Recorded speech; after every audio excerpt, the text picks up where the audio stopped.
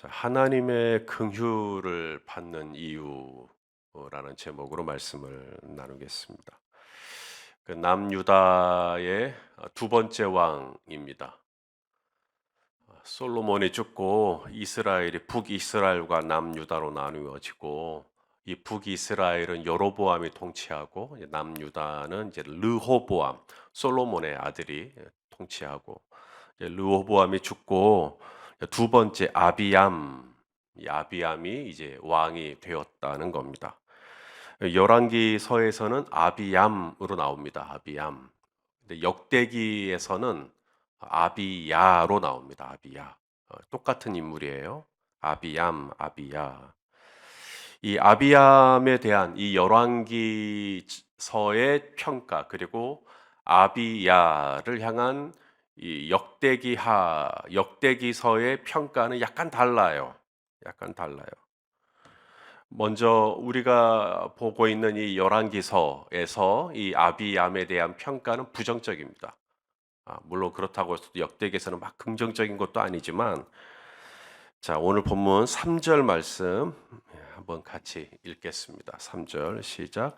아비얌이 그의 아버지가 이미 행한 모든 죄를 행하고 그의 마음이 그의 조상 다윗의 마음과 같이 아니하여 그의 하나님 여호와 앞에 온전하지 못하였으나. 자, 두 가지 선택지가 나와요. 그의 아버지가 행한 모든 죄, 르호보암의 길, 르호보암이 가는 길로 갈 거냐, 여기서 그의 조상 다윗의 마음, 여기서 그의 조상이라고 되어 있지만 사실 이 아비암의 아버지가 르호보암의 아버지가 솔로몬의 아버지가 다윗이니까, 이 아비암과 다윗의 이 간격은 증조 할아버지, 요 정도 간격밖에 되지 않아요. 아무쪼록 이 아비암에게는 르호보암의 길을 갈 거냐, 아니면 증조 할아버지 다윗의 길로 갈 거냐, 이 두 가지 선택지가 있었는데 아비암은 르호보암의 길로 가버렸다. 왜 아비암은 르호보암의 길로 가버렸을까? 하나님을 믿지 않는 이 불신자의 길로 가버렸다는 거잖아요. 아비암이 그렇게 하나님을 떠나고 하나님을 믿지 않고 하나님을 인격적으로 만난 적이 없기 때문에 그렇게 르호보암의 길로 갔는가? 그게 아니라는 겁니다. 이 아비암은요, 하나님을 인격적으로 만난 적이 있어요. 이 열왕기서에는 그 이야기가 없어요. 역대기를 봐야 됩니다. 이 역대기를 보면 전쟁의 날에 하나님께서 이 아비암을 도와준 적이 있었습니다. 역대기에 보면 이 남유다하고 북이스라엘하고 전쟁을 하는데, 이 남유다에서 모아진 군사의 수가 4만 명, 북이스라엘은 8만 명. 곱백이죠. 더 많아요. 수적으로 보면 남유다가 절대로 북이스라엘을 이길 수 없는, 또 그도 그럴 것이, 이 북이스라엘이 남유다를 다 포위해요. 그리고 앞뒤로 공격을 합니다. 가운데 두고. 그러니 이제 아비암이 너무 급한 거죠. 마음이 급해요. 위에서 공격당하고 아래에서 공격당하니까. 그래서 성경에 보면 하나님께 부르짖어요. 하나님 도와주세요. 유다 백성들도 하나님 도와주세요. 그래서 하나님 도와주십니다. 자, 역대하 13장 15절 16절 읽어볼게요. 시작. 유다 사람이 소리 지를 때에 하나님이 여로보암과 온 이스라엘을 아비야와 유다 앞에서 치시니 이스라엘 자손이 유다 앞에서 도망하는지라 하나님이 그들의 손에 넘기셨으므로. 이처럼 이 아비암은 질 수밖에 없었던, 패배할 수밖에 없었던, 꼼짝없이 죽을 수밖에 없었던 그 위태로운 전쟁에서 하나님의 극적인 개입하심으로 구원을 얻는 경험을 했어요. 그래도 하나님 떠났어요. 르호보암의 길로 가버렸어요. 여기서 우리가 알 수 있는 게 뭔지 아세요? 체험은 절대로 우리를 구원해 주지 못한다는 겁니다. 10명의 한센병자가 예수님께 왔어요. 예수님, 우리를 좀 불쌍히 여겨주세요. 그래서 예수님이 제사장에 가서 너희 몸을 보이라고 10명이 다 나음을 받았다고 했어요. 길을 가다가. 다 나았는데 예수님께 돌아온 사람은 몇 명이었을까요? 한 명이었습니다. 예수님이 10명이 다 나음을 받지 않았니? 왜 너 혼자 돌아왔니? 라고 묻습니다. 그리고는 그 한 명에게 돌아가 버렸던, 예수님께 돌아오지 않았던 9명이 들을 수 없었던 얘기를 그 한 명에게 하시죠. 바로 구원이요, 구원. 자, 누가복음 17장 18절 19절입니다. 시작. 이 이방인 외에는 하나님께 영광을 돌리러 돌아온 자가 없느냐 하시고 그에게 이르시되 일어나 가라, 내 믿음이 너를 구원하였느니라 하시더라. 9명은 그냥 딱 육신의 질병만 고침 받은 거예요. 그리고는 하나님께 영광 돌리지 않았다는 거죠. 하나님께 영광 돌리러 돌아온 자가 없었다 그랬으니까. 그렇게 사업이 잘 되고, 그렇게 자녀들이 잘 되고, 그렇게 몸도 건강하고, 하나님께 영광 돌리지 않아요. 그런데 하나님께 영광을 돌렸던 그 한 사람, 하나님, 이거 다 하나님의 은혜입니다. 다 하나님이 주신 거고요. 이거 다 하나님의 은혜입니다. 그랬을 때 그에게 내 믿음이 너를 구원하였느니라. 이건 9명이 들을래야 들을 수 없었던 이야기. 딱 육신의 질병만 고침받고 전쟁의 날에 그 위태로운 수적으로 완전한 열쇠였는데 하나님의 극적인 도우심으로 구원을 받았던 그런 체험들을 했지만 구원을 받지 못했어요. 왜냐하면 하나님께 영광을 돌리지 않으니까. 우리는 종종 신앙생활 하다가 나도 좀 그런 좀 짜릿한 그런 경험을 좀 체험을 좀 해보면 참 좋을 텐데, 나도 뭐 물리를 걷는다든지 아니면 정말 죽을 병에 걸렸는데 나음을 입는다든지 뭔가 좀 이런 어떤 짜릿한 그런 체험을 좀 해보면 내 믿음이 더 좋아지지 않을까. 예, 굉장히 좋지 않아요, 그거. 예수님이 그렇게 말씀하셨습니다. 요한복음 20장 29절 읽어보시죠. 시작. 예수께서 이르시되 너는 나를 본고로 믿느냐? 보지 못하고 믿는 자들은 복되도다 하시니라. 누가 더 복돼요? 안 보고 믿는 사람. 안 보여요, 지금도. 하나도 안 들리고. 그런데도 믿어요. 남들은 꿈을 꿨다, 뭐 환상을 봤다, 뭐 음성을 들었다. 나는 그런 체험이 없어요. 그래도 나는 하나님 믿어요. 그게 더 복된 거예요.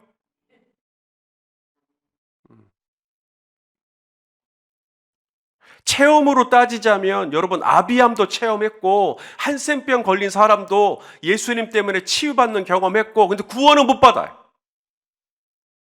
체험이 우리를 구원해 주지 못하기 때문에.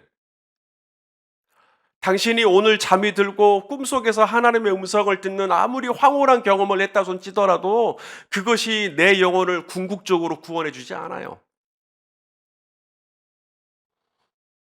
끝까지 하나님을 믿을 수 있는 이 믿음, 비록 눈에 보이진 않지만 손에 잡히는 건 없지만 그래도 오늘도 이 새벽에 또 몸을 일으켜서 또 아버지 집에 와서 또 기도하고 하나님 의지해야 되겠다. 여러분, 지금 여러분에게 이런 믿음이 있는 거 엄청나게 좋은 겁니다.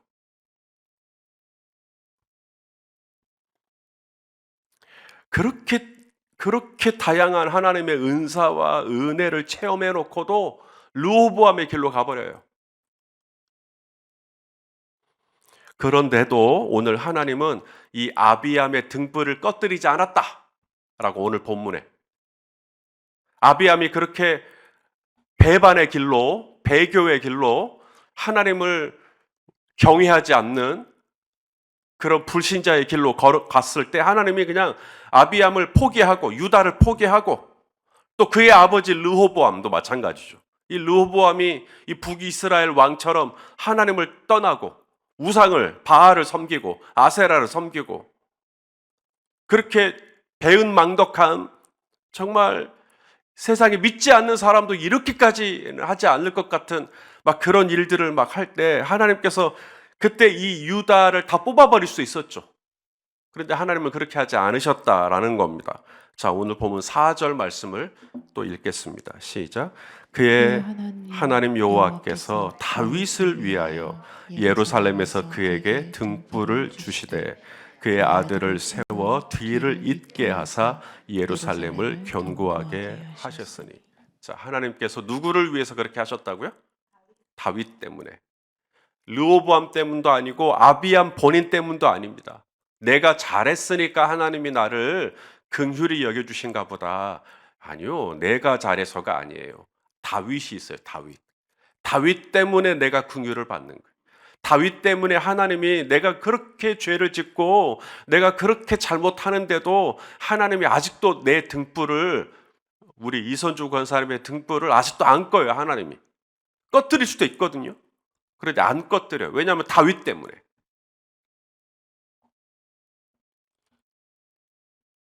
나중에 보시겠지만 북이스라엘은 주전 722년에 아시리아에 의해서 망합니다. 북이스라엘은 망해요. 근데 남유다는 안 망해요. 남유다도 우상 숭배하고 남유다도 정말 물론 좋은 사람도 있었지만 정말 나쁜 사람도 있었거든요. 이 북이스라엘에서 가장 나쁜 왕이 아합 왕인데 이 아합 왕보다 더 나쁜 왕이 남유다에 있었어요. 그래도 남유다 안 망했어요. 왜 그랬을까? 다윗 때문에. 자, 여기서 우리가 이 다윗 때문에라는 말을 해석을 참 잘해야 되는데 이게 두 가지 의미가 있어요. 성경에서 다윗을 위하여라는 말. 이게 첫째는 이 다윗 자체, 다윗 본인이 정말 하나님께 잘하긴 잘했어요. 다윗이 정말 신실했거든요. 자, 5절 말씀을 한번 읽겠습니다. 5절 시작. 이는 다윗이 햇사람 우리아의 일 외에는 평생의 여호와 보시기에 정직하게 행하고 자기에게 명령하신 모든 일을 어기지 아니하였습니다. 자, 다윗이 햇사람 우리아의 일 외에는 평생 하나님 보시기에 정직하게 행했대요. 이 우리아의 일이 뭔지 뭐 구체적으로 얘기하지 않아도 아실 거고, 이 우리아의 일 외에는 정말 다윗이 잘못한 게 없을까요? 일평생? 아니죠. 다윗이 한 번은 인구조사를 하지 않았습니까? 인구조사를 해서 하나님이 왜 나를 의지 않고 너 숫자를 의지하냐 라고 해가지고 이스라엘 전체의 온역, 전염병이죠. 7만 명이 죽어버렸습니다. 그거 잘못한 거 아니에요? 또 그의 아들들이 참 문제가 많았죠. 그의 아들 장자죠, 장자 이 암논이 자기 여동생 다말을 성폭행을 했습니다. 그래서 그 다말의 친오빠 압살롬이 암논을 칼로 찔러 죽여버려요. 그래서 압살롬이 멀리 도망을 갑니다. 이때 성경에 보면 암논이 여동생을 성폭행을 하든 또 압살롬이 그의 형을 칼로 찔러 죽이든 다윗은 아무런 제재를 가하지 않습니다. 왕으로부터도 아버지로부터도 그 어떤 책임을 다하지 않아요. 그건 뭐 잘한 겁니까? 뭐 일례로 몇 가지만 나눴지만 이렇게 몇 가지만 봐도 다윗은 완벽한 사람 아니었어요. 그런데도 하나님은 성경을 기록을 할 때 우리아의 일 외에는 일평생 괜찮았다. 굉장히 후하게 그렇게 기록해 주신 겁니다. 왜 그랬을까? 바로 하나님께서 다윗의 모든 죄와 허물을 다 용서하신 거죠. 용서해 주신 거죠.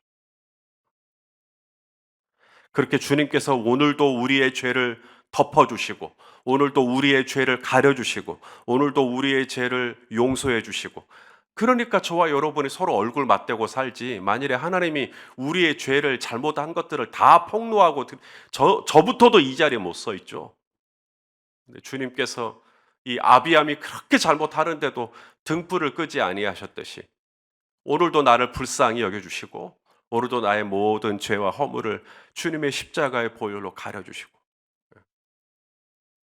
바로 여기서 두 번째 의미가 나와요. 두 번째. 이 다윗을 위하여라는 말은, 먼저는 다윗이 정말 잘했어요. 다윗이 잘하니까 그의 아들들이 정말 그렇게 심란해도 하나님의 이 등불이 계속 꺼지지 않는 거예요. 신명기에 보면 네가 마음을 다하고 뜻을 다하고 목숨을 다하고 힘을 다하고 주 너의 하나님을 사랑하면 그 하나님의 인자하심이 천대에 이를 거라고 말씀하시거든요. 그래서 다윗 한 사람이 잘했을 때 다윗으로 인하여서 그의 아들들이, 잘한 아들도 있지만 정말 못난 아들도 있고, 근데 하나님이 다 불쌍히 여겨주세요. 자, 그다음 또 하나가 있어요. 다윗을 위하여라는 말의 의미가 뭘까? 만일에 다윗이 그렇게 하나님 앞에 신실했으니까, 다윗이 그렇게 하나님 앞에 온전했으니까 하나님이 그런 다윗을 위해서 르호보암과 아비암에게 은혜를 베풀어 주셨구나. 그럼 나도 다윗처럼 신실해야지. 나도 다윗처럼 온전해야지. 라고 설교를 해버리면 우리 중에 소망이 있는 사람 없습니다. 왜냐하면 죽었다 깨어나도, 물론 다윗도 완전한 사람은 아니지만 그래도 내가 다윗같이 하나님을 섬겨야 된다라고 해버리면, 저는, 여러분은 모르겠지만 저는 죽었다 깨어나 다윗처럼 될 수가 없을 것 같거든요. 막 원수가 내 앞에 있는데 옷자락만 뺀다든지, 골리앗이 내 앞에 있는데 내가 막 물맷돌만 들고 뛰쳐나간다든지, 전 그렇게 할 수 없을 것 같거든요. 그러면 다윗을 위하여라는 말은 무슨 의미일까? 그게 바로 다윗과 하나님 사이에 했던 언약 때문입니다. 이 다윗이 하나님의 집을 지어드리고 싶었거든요. 이런 마음을 가진 사람이 없었어요. 하나님은 모세의 때로부터 늘 이 장막에, 텐트에 거했는데, 이 다윗이 왕이 되고 나서 하나님의 이 언약궤를 모실 만한 좀 든든한 집이 좀 있었으면 좋겠다. 그래서 하나님이 그 마음만 받아요. 다윗이 전쟁을 워낙에 많이 했기 때문에 마음만 받고, 대신에 하나님이 다윗에게 언약을 하십니다. 내가 너와 네 후손을 내가 복되게 하겠다. 네 아들들에게서 왕위를 계속 잇도록 하겠다. 하나님이 언약, 약속을 맺으십니다. 자, 우리 사무엘하 7장 15절 16절입니다. 시작. 내가 네 앞에서 물러나게 한 사울에게서 내 은총을 빼앗은 것처럼 그에게서 빼앗지는 아니하리라. 내 집과 내 나라가 내 앞에서 영원히 보존되고 너의 왕위가 영원히 견고하리라 하셨다 하라. 사울은 하나님의 은혜로 뽑혔지만 계속 불순종하니까 하나님의 은총을 걷어버리셨어요. 하나님의 은총을 걷어버리니까 곧바로 사울 왕은 악신에 들리게 되죠. 그리고 패위, 결국은 하나님께 버림받습니다. 그런데 하나님이 다윗에게 약속하세요. 네 아들들 중에 사울 같은 사람이 있어도 내가 은총을 뺏지 않겠다. 거두지 않겠다. 계속 내가 은혜를 베풀어 주겠다. 긍휼을 베풀어 주겠다. 이게 하나님의 언약이거든요. 근데 이 언약 때문에 하나님이 르호보암을 안 버려요. 아비암을 안 버립니다. 이후에 아주 심란한 왕들이 또 나오겠지만 하나님이 남유다는 버리지 않습니다. 왜냐하면 다윗에게 했던 하나님의 약속 때문이에요. 다윗도 신실하지만 다윗에게 했던 하나님의 언약에 하나님이 너무나 신실하신 분이시기 때문에 하나님이 다윗을 위하여 이 남유다에게는 이 등불이 꺼지지 않도록 해주셨다. 자, 그렇다면 저와 여러분의 소망은 무엇입니까? 우리에게 이 다윗의 언약보다 더 좋은 언약이 있죠. 바로 예수 그리스도의 언약입니다. 예수님이 이 땅에 오셔서 예수님이 당신의 몸을 십자가에서 깨뜨리셨죠. 하나님이 창세기에서 아브라함하고 언약을 맺을 때 아브라함에게 짐승을 잡으라 그래요. 짐승을 반으로 쪼개라 그래요. 그리고 그렇게 하고 난 다음에 이 쪼개진 짐승 사이로 여호와의 횃불이 왔다 갔다 합니다. 왜냐하면 이 고대의 언약 관계, 고대의 약속을 할 때는 짐승을 쪼개고 이 쌍방간에 그 사이를 왔다 갔다 하면서 우리가 약속을 어기면 이 반으로 쪼개진 짐승처럼 우리 죽는다. 그런데 아브라함이 짐승을 쪼개고 이렇게 갈라놓고 나서 잠이 들어요. 잠이 들다가 눈을 딱 뜨니까 하나님 혼자 왔다 갔다 하고 있어요. 아브라함은 안 해요. 그래서 아브라함이 중간에 뭐 아내를 사라라고 하고 뭐 중간에 이스마엘을 낳고 막 그래도 하나님의 언약은 계속 왔다 갔다 해요. 이게 하나님의 언약의 특징이에요. 나는 신실하지 못하는데 하나님 스스로가 계속 그 언약을 지켜나가세요. 그리고 나서 그 언약대로 예수 그리스도가 이 땅에 오시죠. 그리고 예수님은 짐승을 반으로 쪼갠 게 아니라 십자가에서 당신의 몸을 당신이 쪼개세요. 그러면서 제자들에게 피를, 이것은 내 피다, 이 잔을 마셔라. 그러면서 이것은 새 언약이다. 너와 나 사이에 뉴 커버넌트다. 이건 새 언약의 피다. 그렇게 언약을 다시 재조정해 주시죠. 자, 누가복음 22장 20절 읽겠습니다. 시작. 저녁 먹은 후에 잔도 그와 같이 하여 이르시되 이 잔은 내 피로 세우는 새 언약이니 곧 너희를 위하여 붓는 것이라. 다윗의 언약에도 하나님이 이렇게 신실하셨고 아브라함과 맺은 언약에도 이렇게 신실하셨는데 하나님이 당신의 아들을 십자가에 내어주시기까지 하셨던 약속에 하나님이 왜 신실하시지 않겠어요? 그렇다면 하나님이 이 아들 예수 그리스도를 통하여 우리에게 주신 약속이 뭐죠? 볼지어다 세상 끝날까지 내가 너희와 항상 함께 있으리라. 할렐루야. 절대로 우리를 떠나지 않으시는 하나님. 이게 새 언약이에요. 그래서 우리가 이 긍휼하심을 입는 거예요. 내가 기도를 하루에 얼마나 하는지 알아? 내가 성경을 얼마나 많이 아는데 그러니 하나님이 나를 예뻐할 수밖에 없지. 그가 아닙니다. 나의 의로움으로 나의 공로로 내가 이렇게 긍휼을 입는 게 아니라 오늘도 하나님이 나와 내 집에 이 여호와의 등불을 꺼뜨리지 않는 이유, 예수 그리스도의 새 언약 때문입니다. 그 새 언약 안에 들어와 있는 저와 여러분이 얼마나 무궁무진한 안정감을 누리고 있는데요. 저도 목사지만 성도 여러분, 부끄럽게도 죄 많이 지어요. 말로도 정말 이 설교자의 입은 정말 조금 더 구별돼야 되는데 저도 말로도 실수 많이 하고요. 생각으로 마음으로 얼마나 많은 죄를 짓는데요. 그때마다 하나님 앞에 저도 탄식하고 엎드리는데 하나님이 여호와의 등불을 끄지 않으세요. 그러니까 제가 지금까지 목회를 하죠. 어떻게 내가 이렇게 많은 죄를 짓고 내가 이렇게 연약한 죄인인데 하나님이 나를 지금까지 불쌍히 여기실까? 예수 그리스도 십자가에서 나와 맺어주신 새 언약 때문에 그래요. 그래서 나의 이 허물에도 불구하고 주님은 앞으로도 저와 여러분에게 은혜를 베풀어 주실 줄로 믿습니다. 이 새 언약의 이 든든한 이 안정감을 가지고 이날 하루도 우리 하나님과 동행하시는 복된 날 되시기를 예수님의 이름으로 축원합니다. 기도하시겠습니다. 존귀하신 하나님, 당신의 몸을 깨뜨리면서까지 새 언약의 피를 우리에게 나눠주신 주님, 이제 내가 그 새 언약의 피 안에서 여호와의 등불이 꺼지지 아니하고 지금도 나에게 하나님의 은총이 함께함으로 인하여 진심으로 감사를 드립니다. 아버지, 오늘 이 하루도 우리 하나님과 동행하기를 원하오니 주여 우리의 눈을 여시고 우리의 귀를 여시고 오늘도 우리 하나님과 친밀하게 교제하는 하루가 되게 하여 주옵소서. 예수님의 이름으로 기도하옵나이다. 아멘.